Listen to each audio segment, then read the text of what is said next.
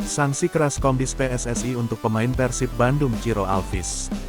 Bung Binder belak-belakan bongkar rahasia Persib menjadi juara Liga 1 musim ini. Persib Bandung dipastikan tidak bisa menurunkan salah satu pemain kunci mereka, Ciro Alvis, dalam 2 pertandingan terakhir Liga 1 musim ini. Kabar ini datang setelah Komite Disiplin Komdis PSSI resmi menjatuhkan sanksi tambahan kepada sang pemain. Keputusan tersebut sontak jadi perbincangan hangat di kalangan supporter Maung Bandung. Ciro dijatuhi 2 hukuman sekaligus oleh Komdis PSSI, larangan bermain selama 2 pertandingan dan denda administratif sebesar 10 juta rupiah. Sanksi ini dijatuhkan menyusul insiden dalam laga antara Persib Bandung vs Malut United pada tanggal 2 Mei tahun 2025 di Stadion Kieraha, Ternate. Dalam pertandingan itu, Ciro Alvis menerima kartu merah langsung setelah dianggap menyikut pemain lawan. Komdis menyatakan bahwa tindakan Ciro melanggar pasal 49 ayat 1 huruf D, dan ayat 2 Kode Disiplin PSSI 2023, yang intinya melarang tindakan kekerasan atau upaya melukai pemain lawan. Namun, keputusan ini tidak diterima bulat-bulat oleh publik. Banyak pihak menilai bahwa gerakan Ciro lebih merupakan refleks alami untuk menjaga keseimbangan tubuh. Bukan sebuah aksi agresif yang disengaja untuk mencederai lawan. Dalam tayangan ulang pertandingan pun terlihat bahwa sikutan Ciro terjadi saat ia sedang berupaya menjaga bola dan keseimbangan tubuhnya di tengah duel fisik. Sayangnya, Komdis PSSI tetap bersikukuh pada keputusannya dan tidak memberikan opsi banding, sehingga baik Persib maupun Ciro tidak punya ruang untuk mengajukan keberatan. Yang lebih menyedihkan lagi, sanksi ini membuat Ciro menutup kisahnya bersama Persib tanpa bisa mengucapkan salam perpisahan di atas lapangan. Sebelumnya, Ciro sudah mengumumkan bahwa ia akan meninggalkan Persib setelah pertandingan pekan ke-30 kontra PSS Sleman di Bandung. Keputusan ini jelas meninggalkan rasa kecewa, baik bagi pemain, klub, maupun supporter. Banyak pengamat menilai bahwa hukuman yang diberikan terlalu keras. Tidak seimbang jika dibandingkan dengan beberapa insiden serupa musim ini yang tak mendapat sanksi tambahan. Bagi Bobotoh, absennya Ciro di 2 laga pamungkas ini adalah antiklimaks yang pahit. Tak ada selebrasi terakhir, tak ada pelukan perpisahan, hanya sebuah keputusan yang terasa menggantung. Persib harus menyelesaikan 2 laga terakhir musim ini tanpa salah satu pemain andalannya, sementara Ciro harus mengakhiri petualangannya di Indonesia dengan cara yang tidak pernah ia bayangkan.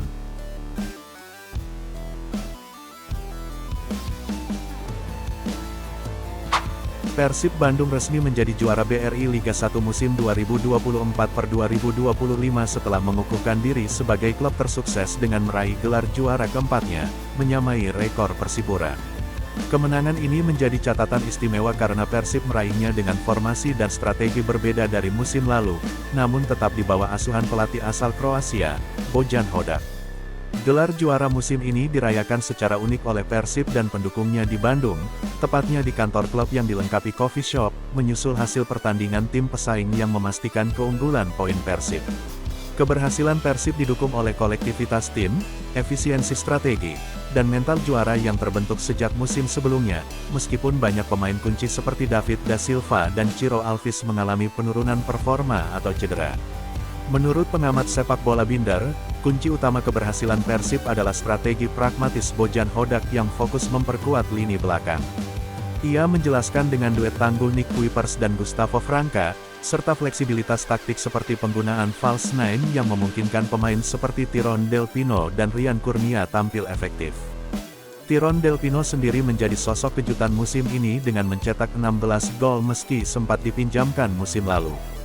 Bojan Hodak dianggap mampu memaksimalkan potensi pemain meski bukan hasil rekrutan langsungnya. Kolektivitas tanpa ego terlihat jelas di lapangan, menjadikan Persib tim tersubur kedua setelah Dewa United. Meski tampil tidak selalu dengan sepak bola atraktif, efisiensi permainan dan fokus pada hasil akhir membuat Persib unggul dalam konsistensi. Strategi serangan balik cepat dan transisi yang efektif menjadi senjata utama di tengah absennya striker murni. Kini, tantangan menanti Persib di musim depan, terutama terkait generasi tim menyusul kepastian hengkangnya Ciro Alvis dan sejumlah pemain senior lainnya.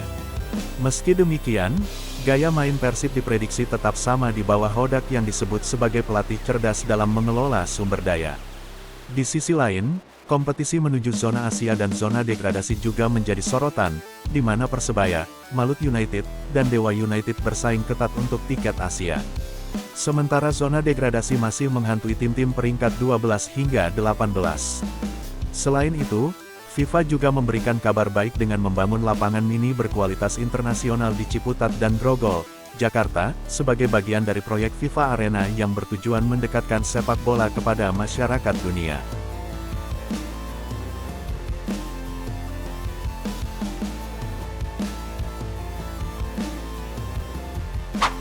Bek andalan Persib Bandung, Nick Kuipers mengaku ia dan rekan-rekannya di tim belum kehilangan motivasi meski sudah memastikan gelar juara BRI Liga 1 2024/2025. Menurutnya, dua laga tersisa melawan Persita Tangerang dan Persis Solo tetap menjadi target kemenangan demi menegaskan bahwa Persib tim terbaik di musim ini. Kami ingin menang di setiap pertandingan. Kemarin lawan Barito Putra, bisa dilihat kami sangat ingin menang meski sedikit tidak beruntung. Tapi ini akan dilakukan saat bermain lawan Persita dan Persis. Kami ingin menang dan menjadi tim terbaik di Liga 1, tegas Nick Kuipers. Atmosfer dukungan bobotoh di stadion juga mendapat pujian dari pemain asal Belanda tersebut. Ia menyebut Persib kini layak disebut sebagai klub terbesar di Indonesia. Luar biasa, Persib Bandung adalah klub terbesar di Indonesia sekarang ya. Jadi ini memang apa yang kami perjuangkan, 4 bintang bersama dengan Persipura. Jadi saya rasa Persib sekarang jadi tim yang paling besar di Indonesia, tutur Nick Kuipers. Ia juga membandingkan perayaan gelar musim ini dengan musim sebelumnya. Menurut Nick, keberhasilan mengunci gelar lebih awal memberi kebahagiaan tersendiri karena bisa dirayakan bersama bobotoh. Musim lalu kami menjadi juara di Madura. Tapi kali ini berbeda, kami juara ketika masih menyisakan 3 pekan, 3 pertandingan dan kami bisa merayakannya bersama bobotoh. Jadi luar biasa, tuturnya. Tak hanya di stadion, euforia juara juga terasa di seluruh penjuru Bandung. Nick pun merasa senang melihat masyarakat turut merayakan keberhasilan Persib menjadi juara back-to-back. Mereka sudah seharusnya menikmati ini. Karena ini sesuatu yang spesial, kami menjadi juara back-to-back dan hanya satu klub yang bisa melakukan itu sebelumnya, tutur Nick. Jadi sudah seharusnya dirayakan dan semuanya yang ada di Bandung dan mendukung Persib merayakan, tambah Nick sambil mengakhiri.